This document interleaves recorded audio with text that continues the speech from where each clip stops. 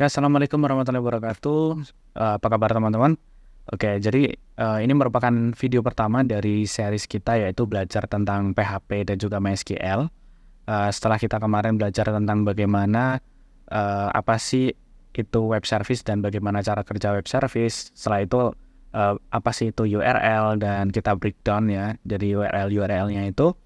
Nah, terus kita ada juga satu software yang perlu kita install sebelum kita masuk ke pembelajaran tentang PHP dan juga MySQL, yaitu eh, sebuah aplikasi yang namanya SAMPP. Nah, SAMPP itu merupakan sebuah aplikasi bundle ya, yang isinya itu ada beberapa modul yang bisa kita pakai untuk pembelajaran kita nanti. Yang utama pasti ada Apache. Apache ini merupakan sebuah web service ya untuk menjalanin eh, web yang berbasisnya itu PHP, lalu ada MySQL juga yang nanti kita gunakan sebagai database-nya atau DBMS-nya ya. Nah, seperti itu. Jadi untuk kali ini kita akan belajar sih beberapa sintaks ya, pengenalan sintaks untuk PHP. Ya, mungkin nggak semuanya, mungkin nggak semua. Jadi kita cuma pengenalan doang karena untuk pembelajaran kita itu basisnya project. Jadi nanti kita belajar lebih lanjut tentang sintaks dan juga tentang pendalaman tentang bahasa pemrogramannya itu nanti kita langsung di dalam projectnya. Jadi untuk kali ini kita akan belajar tentang sedikit aja tentang bagaimana sih cara menuliskan bahasa PHP dan juga gimana caranya menjalankan file PHP itu sendiri gitu. Juga kita akan mencoba sedikit tentang sintaks-sintaks cara pembuatan variabel dan lain-lain di PHP ini. Oke, jadi nggak perlu lama-lama lagi. Jadi teman-teman tinggal siapin, teman-teman tinggal buka ya aplikasi SAMPP-nya, lalu teman-teman hidupkan Apache-nya. Nah, seperti ini sudah saya hidupkan ya. Coba saya hidupkan kembali. Yaitu kita klik start di sini sampai tulisan modulnya itu ada background hijau. Terus di portnya itu aktif di port 80 dan juga 443. Oke. Setelah hidup, nah sekarang kita buka di file explorer kita. Teman-teman tinggal masuk ke folder instalasi dari SAMPP-nya. Biasanya itu ada di local disk C. Setelah itu ada di folder SAMPP. Nah, setelah itu nanti ada di folder htdocs. Nah, di folder htdocs inilah kita nanti akan menuliskan atau membuat project-project dari file-file PHP nanti gitu. Jadi nggak bisa asal seperti kita kemarin belajar tentang HTML dan juga CSS, kita bisa taruh di mana aja, kita buka ya bisa langsung buka di Google Chrome atau di browser-browser lain gitu. Nah, untuk PHP ini itu khusus kita harus taruh folder-folder atau file-filenya itu di dalam htdocs ini supaya bisa diakses. Nah, jadi setelah tadi dihidupkan ya, teman-teman coba aja akses untuk SAMPP-nya. Kita buka di Google Chrome ya. Kita coba buka. Cara bukanya itu seperti ini teman-teman. Kita tinggal coba ketikan localhost ya. Localhost. Nah, seperti ini. Nah, ini teman-teman tinggal enter. Nah, ini langsung kita masuk ke halaman utama dari SAMPP ya. Ini halaman defaultnya. Teman-teman nggak usah khawatir atau bingung ya. Ini cuma halaman awal. Nah, setelah seperti ini, coba kita buat folder ya, folder di sini. Oke, kita sebelumnya saya udah buat sebelumnya di sini. Nah, kita akan buat lagi ya. Di sini kita buat folder baru yang namanya itu belajar PHP. Dan usahakan teman-teman setiap kita buat sebuah folder, itu jangan sampai ada yang namanya spasi ya. Jangan sampai ada namanya spasi karena nanti kita berpengaruh pas kita buka di URL itu nggak kedeteksi gitu.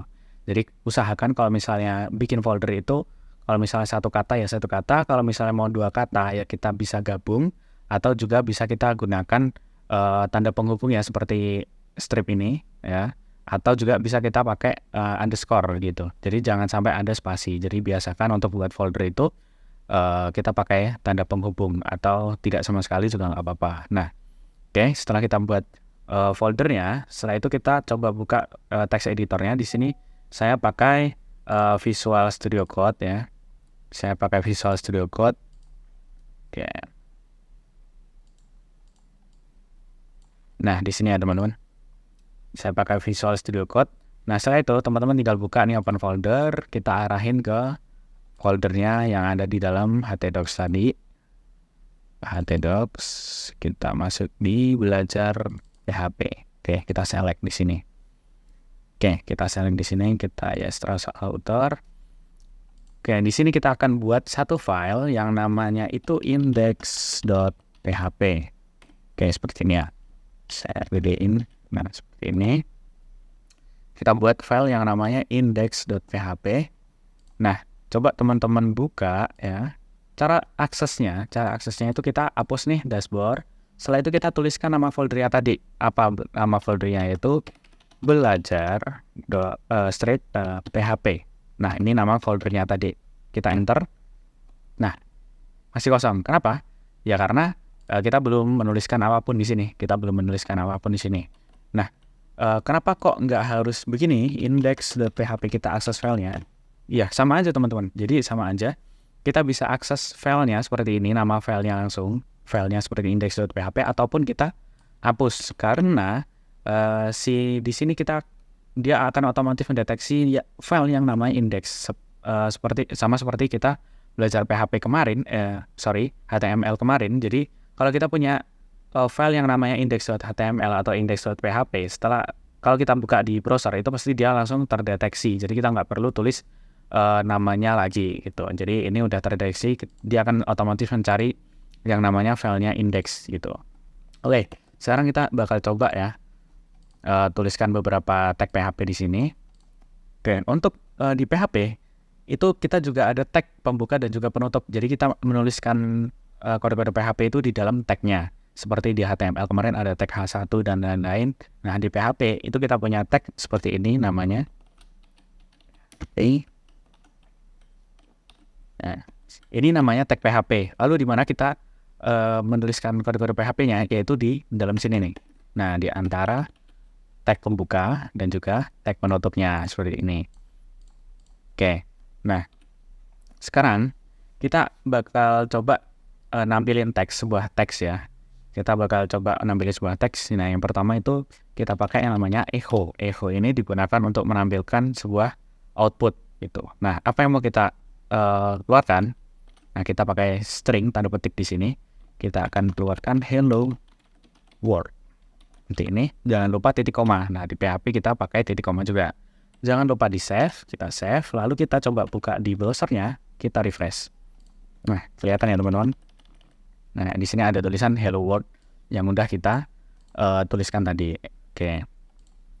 Dan ini cara tulis mengeluarkan sebuah output di PHP. Nah, lalu teman-teman bisa juga jadi di PHP ini kita bisa tulis juga untuk tag HTML ya. Jadi kelebihan dari PHP ini dia bisa gabung sama tag-tag HTML. Tapi kalau file HTML itu kita nggak bisa masukin kode-kode HTML gitu. Nah, kita coba aja ya. Kita coba aja di sini, kita keluarin caranya seperti ini. Kita masukin tag PHP-nya. Nah, seperti ini. Misalnya kita mau keluarin H1 seperti ini. Halo Bang. Nah, gitu. Jangan lupa titik koma. Nah, kita save, kita coba buka. Lalu, nah, nanti dia bakal keluarnya itu berbarengan dengan tag HTML-nya. Jadinya tulisannya gede. Habis setelah itu juga tebel gitu. Sesuai dengan tag yang kita pakai. Oke, gitu ya. Ini caranya ya. Kita bisa pakai tag apapun di sini juga bisa. Ya, kita bisa pakai tag apapun yang ada di HTML gitu. Nah, untuk teman-teman yang udah belajar tentang dasar-dasar pemrograman di semester-semester sebelumnya, mungkin di semester 1 kita belajar bahasa pemrograman. Nah, itu pasti teman-teman udah tahu yang namanya variabel, yaitu sebuah variabel itu sebuah wadah untuk kita menyimpan suatu nilai sementara seperti itu. Nah, di PHP ini juga kita bisa membuat sebuah variabel. Nah, bedanya dengan beberapa bahasa pemrograman yang udah teman-teman pelajarin di semester berikutnya yang pakai C++ atau C# atau Java. Nah, kalau di PHP itu kita bisa fleksibel untuk nama variabelnya, atau nanti isi dari variabel itu kita bisa fleksibel. Bisa kita isi dengan integer, bisa kita isi dengan string, atau kita bisa isi juga dengan array, dan itu fleksibel. Jadi nggak seperti di C++ yang kita harus definisiin dulu tipe data nantinya untuk nilai variabel ini tuh apa, harus integer, harus string, dan itu. Nah, kalau di PHP kita nggak perlu ya. Dan cara untuk nulis variabel di PHP, kita pakai tanda yang namanya tanda dolar di sini. Tanda dolar, habis itu nama variabelnya. Nah, ini contoh nama variabelnya, yaitu nama. Nah, seperti ini. Ini artinya kita menginisiasikan sebuah variabel yang key-nya atau namanya itu nama. Nah, apa yang mau kita isi? Nah, di sini kita bebas mau isi angka seperti ini, atau juga kita bisa kita isi dengan teks. Nah, seperti ini, misal ini namanya isinya nama saya Ray Setiawan. Nah, seperti ini. Oke. Nah, ini artinya kita sudah membuat sebuah variabel yang key-nya adalah nama, yang mempunyai value sebuah string yang isinya adalah Prayogi Setiawan, yaitu nama saya. Nah, ini kalau kita buka di browser, nah itu nggak akan terjadi apa-apa karena kita belum keluarkan ya. Ini cuman istilah kita punya ember, kita kasih wadah dulu gitu. Nah, belum kita keluarin itu isinya apa gitu. Nah, cara keluarinnya itu seperti ini, sama seperti yang ada di atas, kita pakai echo juga. Setelah itu spasi, lalu kita kasih nama variabelnya, jangan lupa titik koma. Nah, ini kalau kita buka, pasti nanti isinya bakal Prayogi Setiawan. Nah, seperti ini. Ya. Nah, itu untuk cara mengeluarkan sebuah output di tag PHP. Nah, untuk teman-teman yang udah belajar tentang perulangan, kita juga punya perulangan di sini. Sama aja. Untuk tag-nya itu sama aja. Sintaksnya itu sama aja. Mungkin di C++ juga sama, di Java juga sama. Cuman yang beda itu gimana cara nulis variabelnya doang sih. Nah, kita coba di sini kita mau buat sebuah variabel, ya, sebuah perulangan ya. Sebuah perulangan. Kita buat variabel dulu i sama dengan 0 atau 1 lah, 1. Oke, $i kurang dari sama dengan 10. Lalu $i plus plus. Oke, kita buat di sini ya. Lalu kita definisiin kita mau ngulang apa nih? Nah, kita mau menampilkan sebuah teks ya, angka seperti ini. Lalu kita gabungkan. Nah, kalau digabungkan, kalau di Java itu biasanya pakai plus. Nah, kalau di C++ itu biasanya pakai seperti ini, baru kita gabungkan dengan variabel yang lain atau dengan teks yang lain. Nah, kalau di PHP itu kita pakai yang namanya titik. Nah, seperti ini. Kita bisa gabungkan dengan variabel nih. Kita ambil aja variabel i-nya, isi dari i-nya. Nah, setelah itu, kalau saya biarkan seperti ini, nanti pasti isinya itu bakal ke samping panjang banget. Nah, itu jelek ya. Nah, nanti saya mau outputnya nanti bakal ke bawah. Nah, ini kita bisa akalin pakai tag HTML ya. Teman-teman pasti kemarin udah belajar ya, namanya BR atau break. Nah, ini bisa kita manfaatin juga biar nanti teksnya itu ke bawah ya. Nah, kita coba save, kita coba jalan di sini. Nah, tuh. Nah, untuk angka satunya masih nyambung dari atas ya, nggak apa-apa. Nah, ini untuk outputnya, jadi ada 1 sampai 10 nih. Nah, seperti ini nama perulangan. Oke, ini perulangan. Lalu teman-teman kalau misalnya udah belajar juga, kita punya yang namanya percabangan. Kita bisa pakai if. Nah, kita coba aja if kurang dari 10.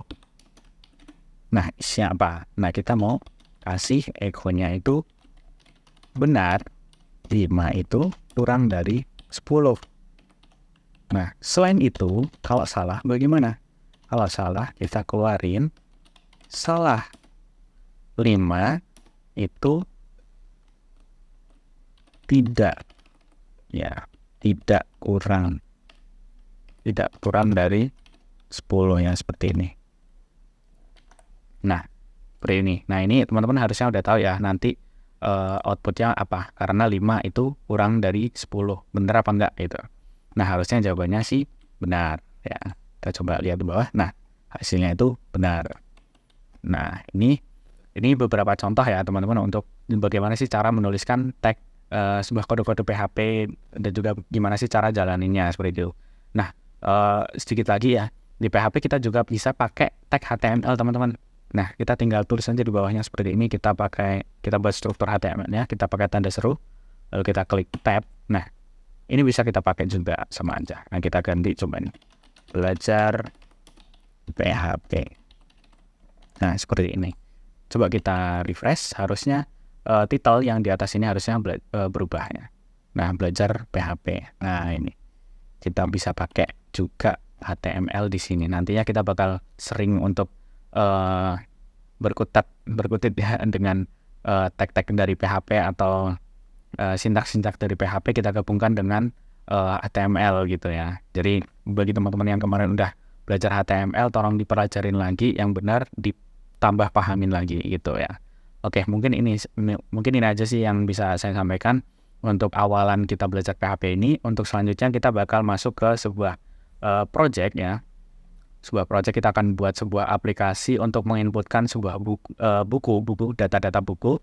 Kita nanti bisa nambah buku, sekaligus ada gambarnya, nanti upload gambar juga. Setelah itu kita bisa edit buku, hapus buku, kita bisa pakai fitur login dan juga logout. Nah, seperti itu. Jadi nanti kita penjelasan lebih lanjut untuk tentang PHP, kita langsung based on project biar teman-teman bisa tahu nih kegunaannya apa. Jadi kita nggak cuma belajar kayak gini doang gitu. Oke, mungkin itu yang bisa saya sampaikan. Saya akhiri, wassalamualaikum warahmatullahi wabarakatuh.